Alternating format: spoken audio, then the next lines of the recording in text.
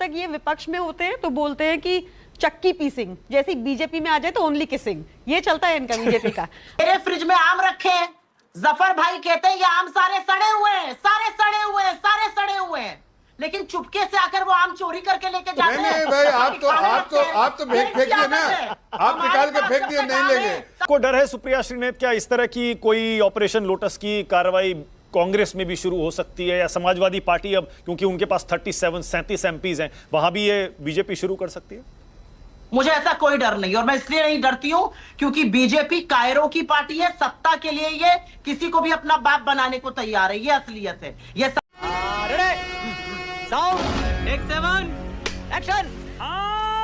सुप्रिया श्रीनेत और जफर इस्लाम, पहले सुप्रिया आपसे शुरू कर रहा हूं। सुप्रिया, आपको दो हिस्सों में अलग अलग मैं सवाल पूछना चाहता हूं। एक तो इंडिया गठबंधन पर बाद में आऊंगा। पहले टीएमसी जो ये टूटी है, एक साथ 2/3 सांसद, पहले 58 विधायक, उसके बाद अब ये 2/3 एमपीज, ये सुनकर आपको हैरानी हुई सुप्रिया? क्या इसके पीछे बीजेपी का ऑपरेशन लोटस है? अगर आप बात मजाक में मुझसे पूछ रहे हैं तो मुझे बिल्कुल हैरानी नहीं हुई, लेकिन अगर आप एक संजीदा सीरियस सवाल पूछ रहे हैं तो हाँ, मैं ये जरूर कहना चाहती हूँ कि ना सिर्फ हैरानी हुई, लेकिन हर व्यक्ति जिसकी लोकतंत्र में आस्था है उसको सोचना चाहिए कि इस देश का कितना बड़ा दुर्भाग्य है कि सत्तारूढ़ दल की जो हवस है सत्ता के लिए, जो लालच है, जो लोलुपता है, उसका कोई एंड ही नहीं है। वो विपक्ष को विपक्ष भी नहीं रहने देना चाहते हैं। अरे टीएमसी को आपने हरा दिया, रहने देते टीएमसी को विपक्ष।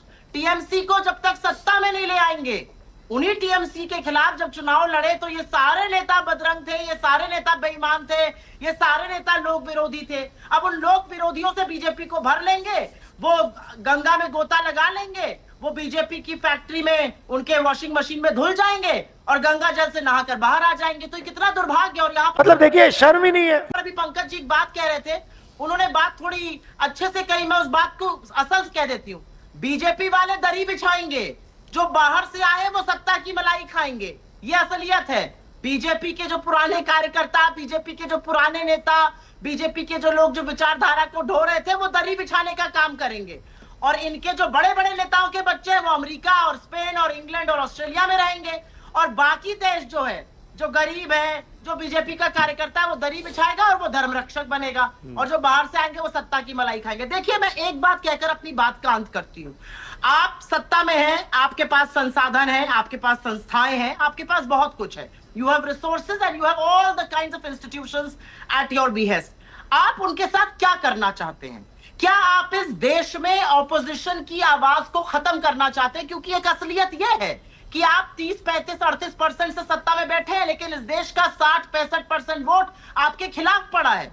आप अपने कुल की मर्यादा, देश की मर्यादा का हनन करने वाले द्रोही आवाज को क्यों खत्म कर देना चाहते हैं? और यहां पर मुझे लगता है हर उस व्यक्ति को जो बीजेपी के साथ हाथ मिलाने को तैयार है, अपने आप से एक सवाल पूछना है, हम बीजेपी से क्यों लड़ रहे हैं? कोई मेरा नरेंद्र मोदी से या अमित शाह से खेत में का झगड़ा थोड़ा ही है। हम इसलिए लड़ रहे हैं क्योंकि मेरे देश के विरोध में, मेरे देश के युवाओं के विरोध में, किसानों के विरोध में, मध्यम वर्ग के विरोध में, गरीब के विरोध में वो काम करते हैं।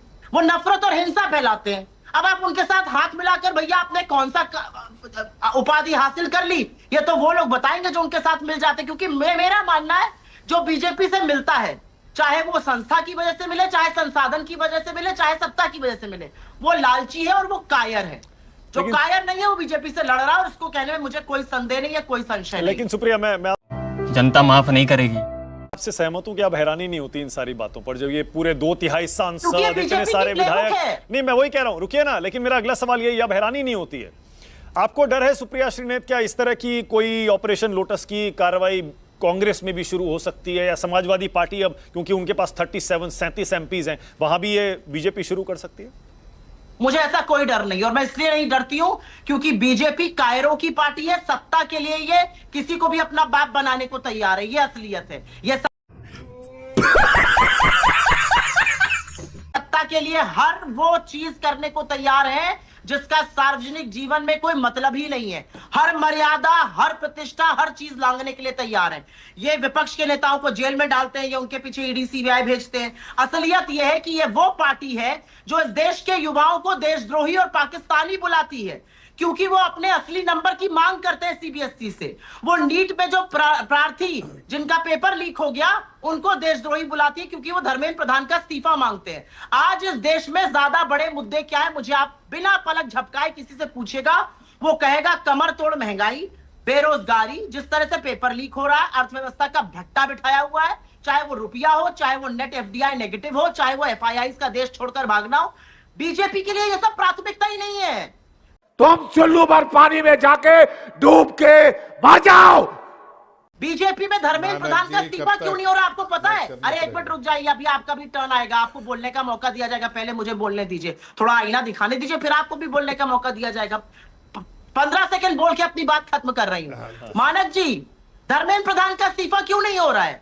क्योंकि अगर धर्मेंद्र प्रधान का इस्तीफा हो गया पेपर लीक और सीबीएसई में धांधली के, तो अर्थव्यवस्था का भट्टा बिठाने के लिए निर्मला जी को निकालना पड़ेगा, रेल का भट्टा बिठाने के लिए अश्विनी वैष्णव जी को निकालना पड़ेगा, ऊंचे ऊंचे महंगे पेट्रोल डीजल दाम और किल्लत के लिए हरदीप पुरी को रास्ता दिखाना पड़ेगा बाहर का, विदेश मंत्रालय में विदेश नीति को चौपट करने के लिए जयशंकर जी को निकालना पड़ेगा, लगातार आतंकी हमले मणिपुर चल रहा है, अमित शाह को निकालना पड़ेगा। और सब लोग जब निकल जाएंगे तो साहब कैसे बचेंगे? साहब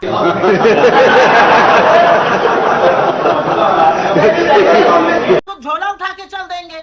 इसलिए किसी का इस्तीफा नहीं हुआ, ना जवाबदेही होगी ना जिम्मेदारी होगी। ठीक है, ओके, क्योंकि जफर राम जी इस्लाम। जगत बना ही नहीं है, हमें तो बस तोड़ फोड़ करके ओके, किसी जफर तरह से इस्लाम। सत्ता में काबिज रहना है, ये असलियत है। ठीक है जफर ये बातें तो मानते नहीं। अच्छा जफर ना भाई, ये बात लीडर्स है बोल ना चुके ना, आप लीडरशिप है, शांत हो तो जाइए। कहाँ से जाएंगे राष्ट्र भाई? के नाम संदेश नहीं देना है जफर भाई, राष्ट्र के नाम अरे संदेश नहीं शांत देना का है। जनता को शांत कैसे रहिए। शांत कीजिए? अच्छा अब आप मेरी बात सुनिए जनता को मानक जी, कैसे- मानक जी सुनिए, मेरे फ्रिज मेरे में कोई बात कोई नहीं सुन रहा अरे आपकी मानक बात। जी से बात कर रही हूँ, आप भी सुनिए, आपको भी मजा आएगा सुनकर।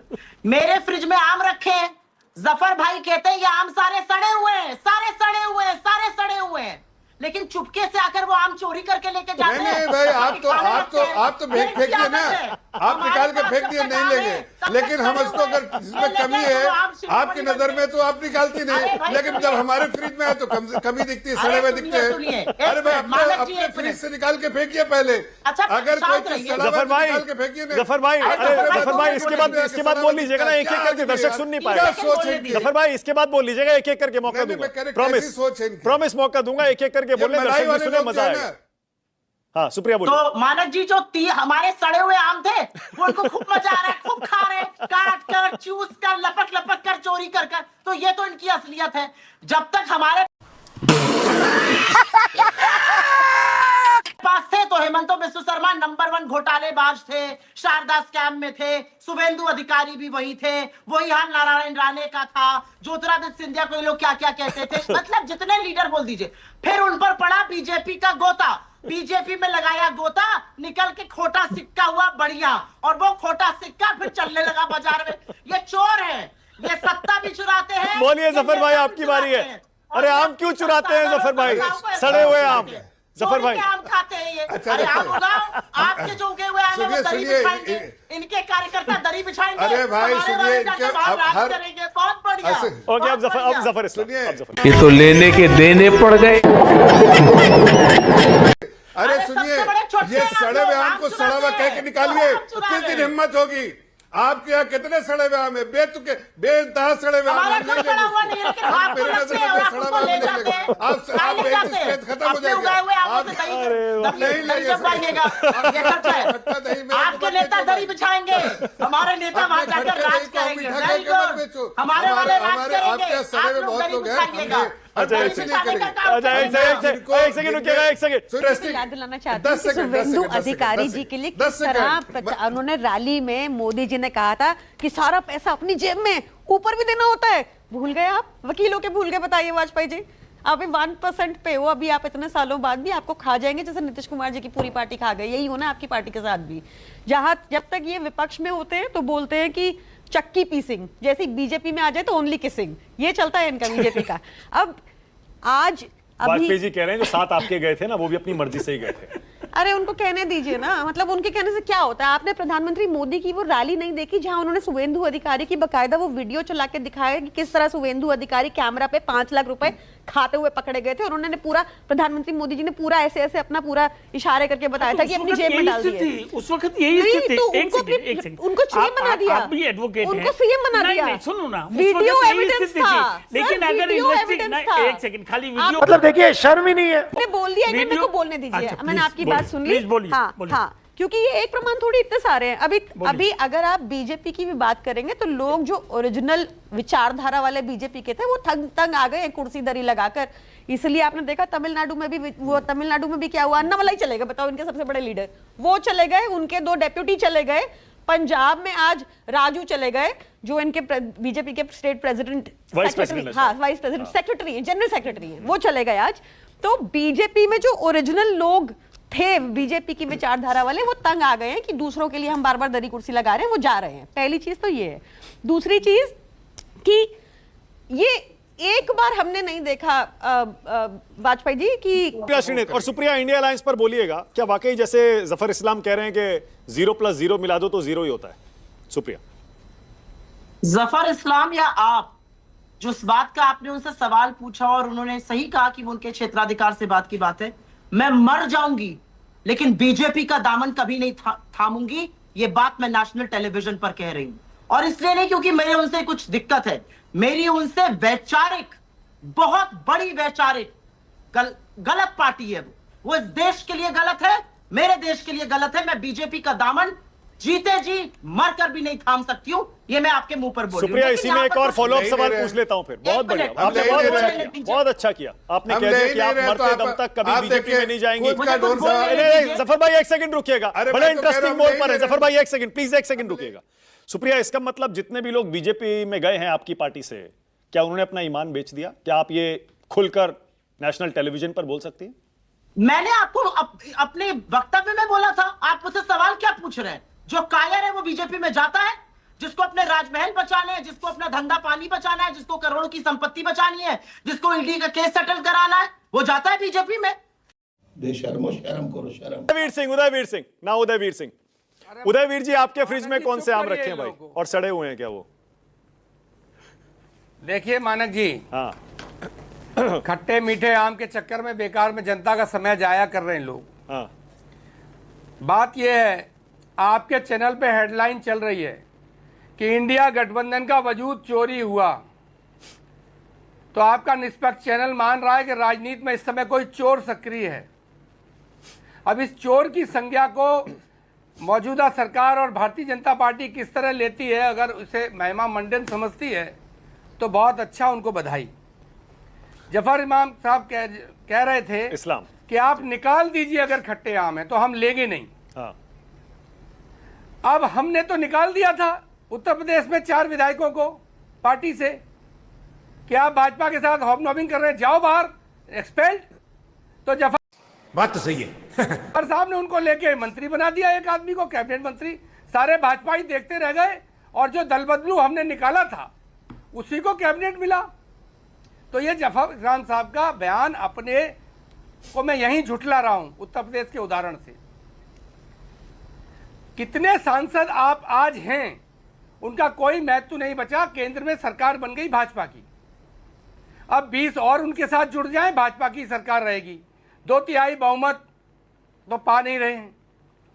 पिछली बार 303 सांसद थे, तो कब वो 303 सांसद, उससे ज्यादा सांसद नहीं बढ़ा पाए, अगली बार 240 रह गए। तो मूल मुद्दा ममता बनर्जी के सांसदों के टूटने का नहीं है, या किसी नेता के पार्टी छोड़ने का नहीं है। मूल मुद्दा है कि मेरा वोट परसेंटेज, मेरी जनता के बीच में पोजीशन बढ़ेगी कि घटेगी। जनता माफ नहीं करेगी। 2017 से समाजवादी पार्टी सरकार में नहीं आई, लेकिन हर चुनाव में 27, 17, 2019, 2022, 2024 हमने परसेंट ऑफ वोट बढ़ाया और 40 पहुंच गए हम। तो 2024 में बीजेपी हार गई यूपी में।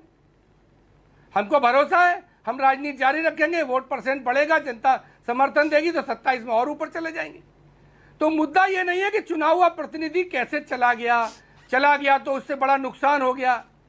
ये पार्टी लीडर्स की पीछे हैं। पार्टी एक विचारधारा और एक जनमत के हिसाब से हैं।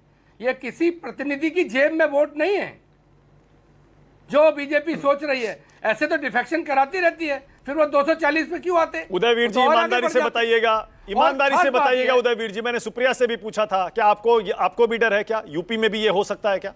जब बंगाल में हो सकता है, ममता बनर्जी के इतने मजबूत किले को ढाया जा सकता है, सपा में क्यों नहीं हो सकता? देखिए, नंबर 1 तो मुझे कोई डर नहीं है, क्योंकि वोट मेरी पार्टी नेता के साथ है। नंबर 2, कोई जाए तो हम तो पहले छोड़ देते हैं कि जाओ। गजब बेइज्जती है।